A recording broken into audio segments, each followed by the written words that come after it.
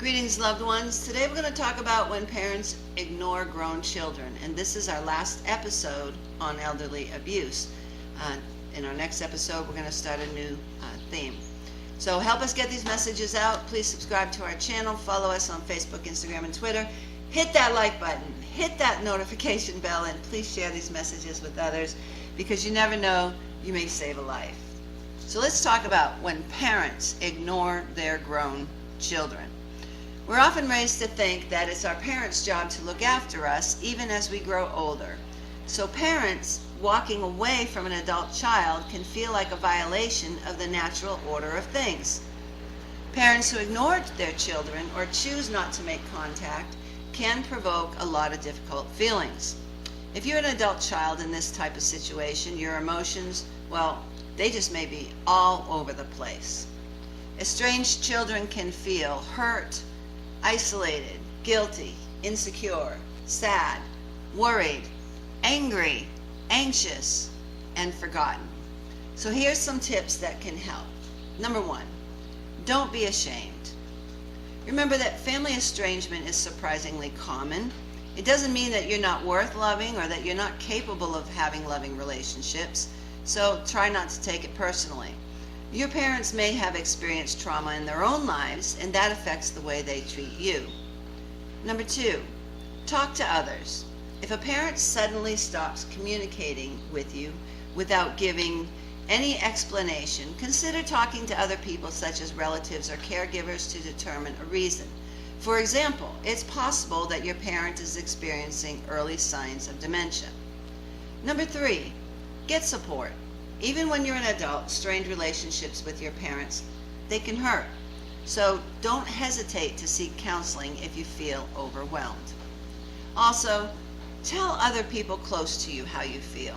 Up to 73% of married people experiencing estrangement find that talking to a spouse is helpful, according to the University of Cambridge survey that we referenced in one of our earlier videos. So here's another point. Deciding to cut off contact with a family member. As an adult, particularly as a senior, you have earned the right to control your own relationships. Sometimes that means taking steps toward protecting your own physical and mental health by cutting off contact with family members who harm your well-being. People choose to stop talking to family members for many different reasons, and here's a few reasons. One could be substance abuse. Another could be physical abuse or threats. You might feel unsafe, or you might be being used financially. Then there are mental health conditions and wanting to avoid unnecessary drama that some people create. Even so, this is not usually an easy decision. After all, we're supposed to love our family members unconditionally. But choosing not to have contact with someone doesn't necessarily mean that you don't love that person. Sometimes it's the best course of action for everyone involved. In fact, the University of Cambridge study found that 80% of people who are estranged from at least one family member said that it had some positive effects. Making the decision to cut off contact is best done with the help of a mental health professional. Also, keep in mind that it doesn't have to be a sudden or a dramatic split. It also doesn't have to be permanent. If you're not sure whether you want a family member in your life, it's okay to just cut back on the amount of contact you have. And here's the most important word when it comes to learning how to deal with a disrespectful grown child or disrespectful parents: boundaries. It means not putting up with being treated poorly or without consideration. Feeling as if you don't love your child anymore is also a signal that it's time to talk to a counselor. And always remember this: if someone is hurting you physically or emotionally, you should not be alone with them. And if you're an older parent, disowning a child is sometimes the best decision if your own health or financial welfare is being harmed. How can you disown a father, a mother, a son, or a daughter? Well, here are some actions that might work for you. Tell the person in writing, such as through a letter sent by certified mail, that you wish to sever your connection and will no longer accept any contact with them. You can stop contact by refusing to accept calls, mails, or emails from the person. You can obtain, in situations of danger, restraining orders or peace bonds if you are being harassed or stalked or are experiencing abuse. Another thing that you can do is you can change your will to ensure that the person doesn't receive any inheritance from you. If you have young children and want to disown your parents, ensure that your will makes it clear that someone else will be your children's guardian if you die. And then you can also block the person on all social media. But what's really important is stay active socially. Holidays in particular can be difficult when you're estranged from a family member, even if you're the one who initiated it.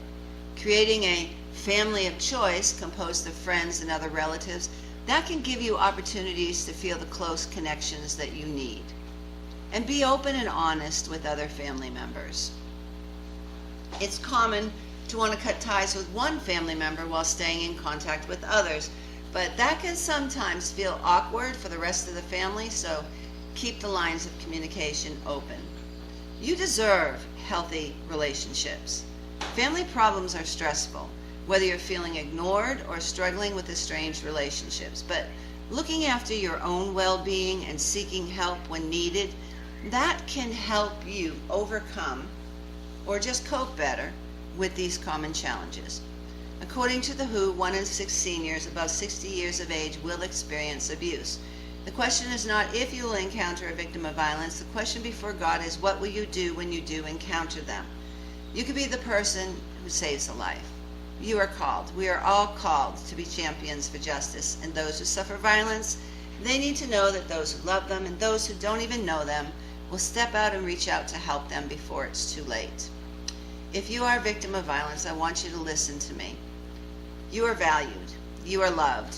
You are intelligent, and yes, you are worthy. God does not want you to suffer violence. He wants you to live free from violence in peace and tranquility. I want you to know that there is a way out, and it's not your fault.